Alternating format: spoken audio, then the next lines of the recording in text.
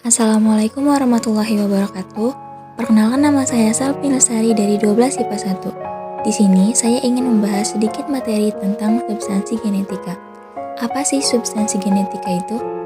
Substansi genetika adalah materi yang menjelaskan konsep gen, DNA, dan kromosom, serta menjelaskan hubungan gen, DNA, RNA, polipeptida, dan proses sintesis protein. Nah, yang pertama kita akan membahas tentang kromosom. Kromosom terdapat di dalam nukleus, yang berfungsi membawa sifat keturunan dan membawa informasi genetika, karena dalam kromosom mengandung gen. Kromosom tersusun atas benang kromatid. Benang kromatid tersusun atas serabut-serabut protein, DNA, dan RNA. Kromosom tersusun dari sentromer dan lengan. Berdasarkan kedudukan sentromer terhadap lengan, dikenal macam-macam kromosom. Yang pertama ada metasentris, submetasentrik, akrosentrik, dan telosentrik. Berikut ini adalah susunan dan struktur kromosom. Lalu yang kedua kita akan membahas tentang gen dan alel. Gen merupakan unit fungsional DNA yang mengatur pewarisan sifat. Fungsi gen yang pertama menyampaikan informasi genetik pada generasi berikutnya. Dan yang kedua mengendalikan perkembangan dan metabolisme sel atau individu. Alel adalah pasangan alternatif gen untuk menentukan sifat keturunan. Dalam satu lokus tidak selalu hanya terkandung satu macam pasangan alel gen. Apabila dalam lokus yang sesuai pada kromosom homolog terdapat lebih dari satu pasangan gen, maka keadaan demikian disebut alel ganda. Nah, yang ketiga ada DNA atau deoksiribonukleat asid. Merupakan asam nukleat yang terdapat pada setiap makhluk hidup dan beberapa virus yang berperan sebagai penyimpanan informasi genetik dari satu generasi ke generasi berikutnya. Adapun fungsinya sebagai berikut. Yang pertama, menyimpan informasi genetik dari generasi ke generasi berikutnya.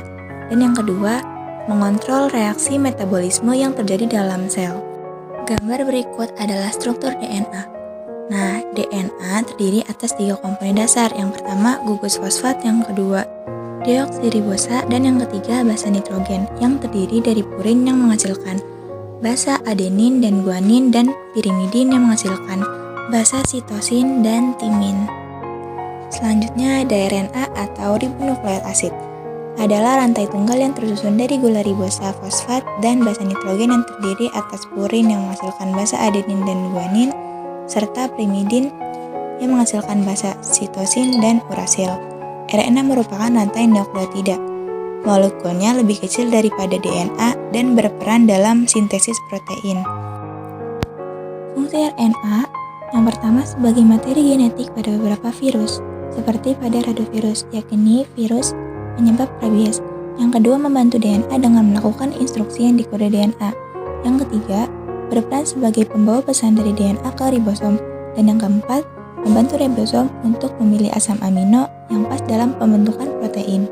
Jenis-jenis RNA yang pertama ada mRNA atau messenger RNA, yang kedua ada rRNA atau ribosomal RNA, yang ketiga ada tRNA atau transfer RNA.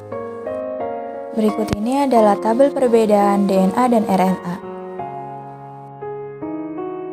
Dan pembahasan terakhir adalah sistem protein. Sistem protein merupakan proses pembentukan protein yang melibatkan peran DNA dan RNA. RNA sendiri adalah materi genetik yang basa nitrogennya terdiri dari adenin, guanin, sitosin, dan urasil. Sistem protein terdiri dari 2 tahap, yaitu transkripsi dan translasi. Tahap pertama dalam sintesis protein adalah transkripsi. Dilihat dari namanya, transkrip dapat diketahui bahwa dalam proses ini terjadi penyalinan sebagian DNA. DNA terletak di nukleus, sedangkan proses pembentukan protein berlangsung di ribosom yang terletak di sitoplasma.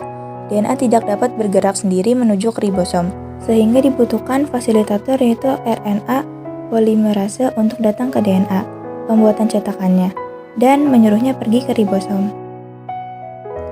Yang kedua ada tahap translasi.